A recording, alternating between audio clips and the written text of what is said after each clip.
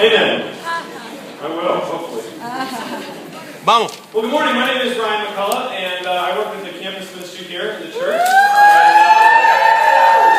We have a bunch of our campus students just came back over the last couple of days because school starts on Monday. Oh, yeah. They're all excited about that. Yes, they are. Look at that excitement. But Lauren and I are really happy because, all of the students that we've, been able to work with and just love so much, they're all back in town, and we've, taken them back from their families, and we're all happy to be kind of their surrogate parents here for a little bit. So we're excited about that. We're going to probably have a bunch of them over the next couple of weeks here. But if you're visiting with us, or if you were teaching last week, or for some other reason weren't here last Sunday, we're doing a series on the book of Hebrews, and it's really just about Jesus.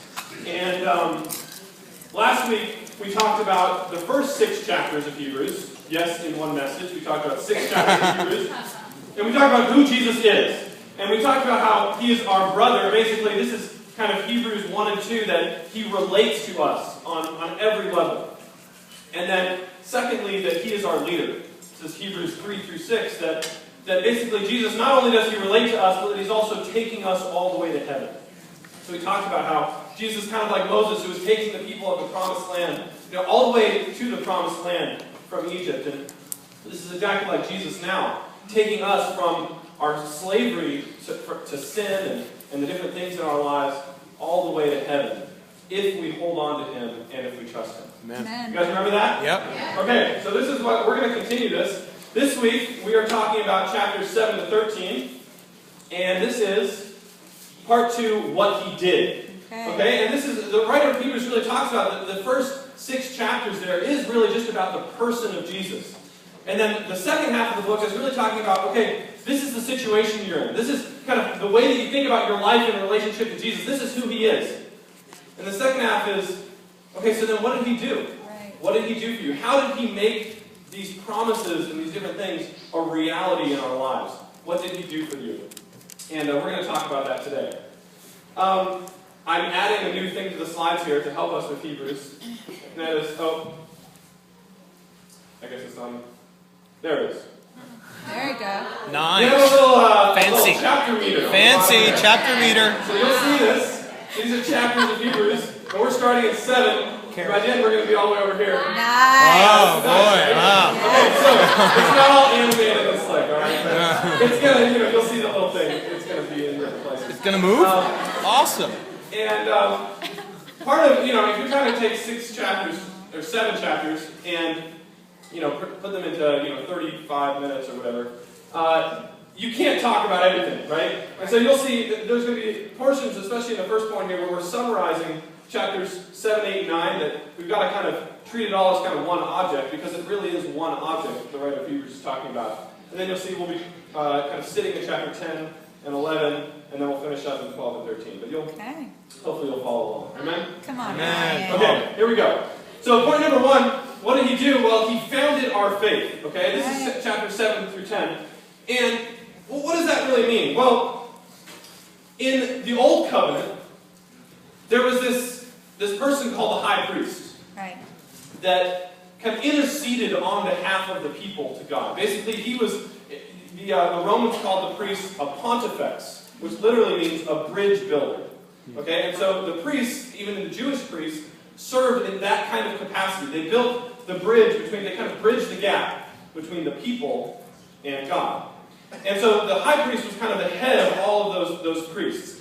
And what Jesus did is He kind of stepped into this role of high priest. There was a prophecy that we'll talk about in a second. And He stepped into this role as a high priest under the new covenant. Okay. In order to understand that, though, we're going to have to talk a little bit about this high priest in the Old Covenant, so we can understand what Jesus is actually doing as a high priest in the New Covenant. Does that make sense? Yes. Okay, so let's talk about this high priest. So in the Old Covenant, the high priest was, he was a high priest. He was a Levite, okay? And not just a Levite, he said that he had to be a descendant of Aaron, okay? But a Levite meaning that he was a descendant of Jacob's son Levi. There was the tribes in Israel, and one of them were the Levites. And so he had to be a Levite. He was therefore Abraham's descendant. You'll understand why we have it listed like this in a second. Temporary. What I mean by that is the priest served for a time. It's not like there was one high priest for all of Israel's history. Okay, it was an office, like the president or something like that, where he would serve for a, usually a life sentence. Sentence, not sentence. Life, what is it, appointment, maybe? Term, thank you, a life term. That also doesn't sound good. Anyway, so you serve, it's like the Supreme Court. You get on it and you can serve for life. But they are temporary, so they're on there for a time, and then they pass it on to their son, and then their son, and their son, things like that. The priests served in the temple, and actually I've got a picture here of the temple. Nice. You can see it. This is Herod's temple, so this is the one that was around during Jesus' time. And this is amazing. I mean, this thing is huge, okay? The western wall that still stands is this area over here, okay? But this whole thing was kind of what the temple was in Jesus' day, with not just kind of this temple in the interior, but also all of the surrounding buildings and everything like that. The priest was the head of all this, okay? But this temple was interesting because you could see kind of the series of walls, right? The outer wall, and there's kind of like a series of inner walls here, and then finally kind of another series of walls until you get into kind of the most holy place in the middle. And what the temple was to do was to help distinguish between things that were holy and things that were not. Okay. So first there was this outer wall that kind of separated just the rest of society from the temple.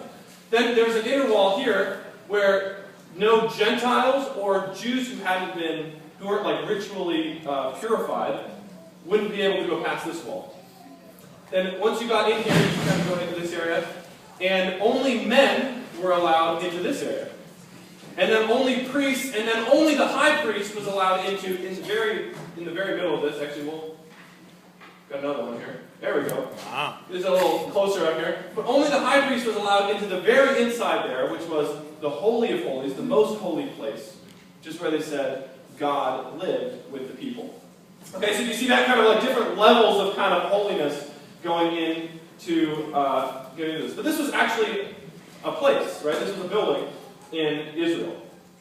Okay, so he served in this temple, and what did he do? Well, he took the blood of animals, sacrificed them, first for his own sin, because he was a sinner. So he had to kind of, in order to be able to get into this place of incredible holiness, he had to, first of all, cleanse himself from his sin.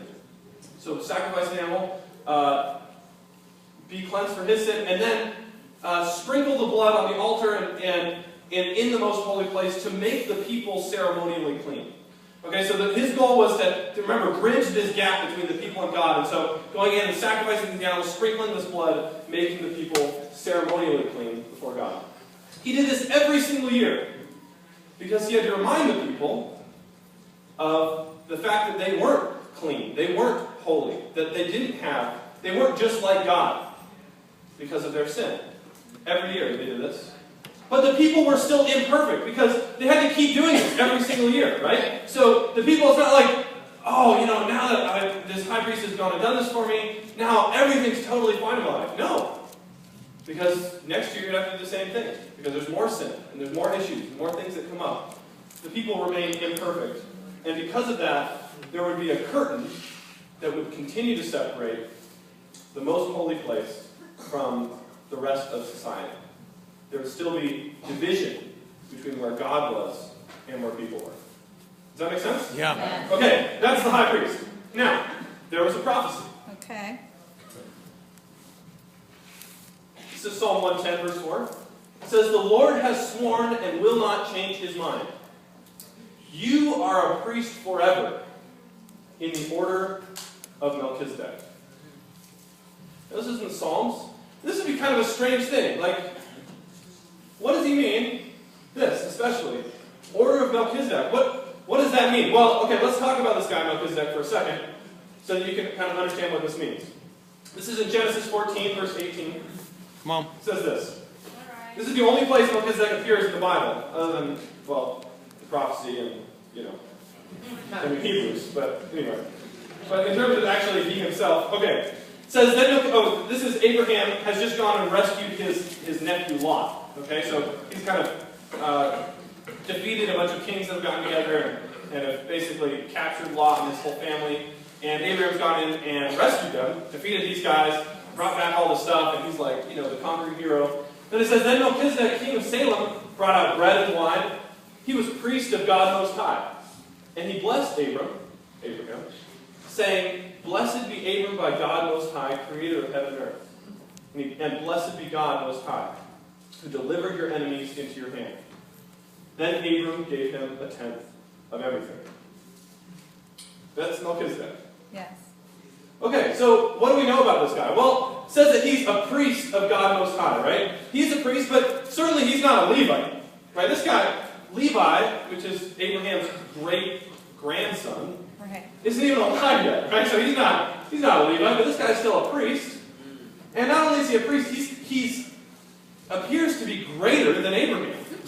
So, like, Abraham comes back and he's like, gives him a tenth of everything, kind of just like here, take it, because you're greater than I am, and you bless me, and I'll give you a tenth of this stuff. And the writer of Hebrews says, certainly the guy who blesses the other guy is the greater one, right? If I'm going to bless you, I'm probably greater than you. And so Melchizedek is greater than Abraham. So that's kind of weird. And also that this is all we see of Melchizedek. So his priesthood, it's kind of like, it doesn't like begin, like God says, hey, here's the start of it, and then he leaves, and it's like, and then it's done. It's just kind of like he appears. Right. And then he does his thing, and then he's kind of off in the sunset. It's like happily ever after. Does it end? I don't know. And this is what the Hebrew writer says. It's like, he doesn't seem to have like parents or anything. He just kind of shows up. Like, who is this guy? So this kind of priestly order of Melchizedek, okay, so the prophecy is that there's going to be a guy who's going to come along, who's going to be like Melchizedek, not a Levite, greater than Abraham, and kind of an eternal priest. A priest forever, right, in the prophecy. Yeah. Just like Melchizedek. Well, who could that be? I wonder. Well, so let's look at this. And this is what he says. Here's a new covenant. Jesus comes along. Now the high priest now is Jesus. Jesus is not a Levite. Jesus was from the tribe of Judah. Right. He was not from the tribe of Levi. And he was kind of Abraham's descendant, but he was greater than Abraham. Yeah. He also didn't set up a kind of a temporary priesthood, but an eternal one when he rose from the dead and sat at God's right hand. He didn't serve in the kind of the physical temple that's sitting there in Jerusalem. He said, no. Actually, it's amazing. When God gives the instructions to the Israelites to build the temple, he says, you got to do it exactly this way. You've got to set it up exactly the way I tell you. Why? Because the temple is kind of a mirror of the spiritual reality that's actually in heaven. It's kind of cool. But he says the high priest serves in the physical temple. Jesus serves in the real one. Wow. Jesus serves in the one that was kind of the plan for the physical one to be made. Yeah. He didn't sacrifice the blood of animals. He didn't, just take a bull or a goat or something like that. He gave his own blood for the people. He didn't have to give it for his own sin because he didn't have any. His sacrifice was actually purely selfless. It wasn't for himself. It was only for others. And not to make us ceremonially clean, but to give us a clean conscience on the inside, not just on the outside. He didn't do it every year to remind us of our guilt and how we're separated from God. He said, no. He did it once forever to set us free for all time. Amen. He didn't leave the people imperfect, but he actually made the people perfect. And therefore, because of that, there was a curtain between us and God, but now there's no longer. And he said, because of Jesus' sacrifice, because he was this kind of high priest, one like Melchizedek, but so much more. It's even fuller than the prophecy he even kind of talked about. But that there's no longer a curtain separating us from God. I'm like way farther on my notes here. I've gotten all into this. And now, Come on. Here we go. Does that make sense? Are we all yes, right. This is like so cool.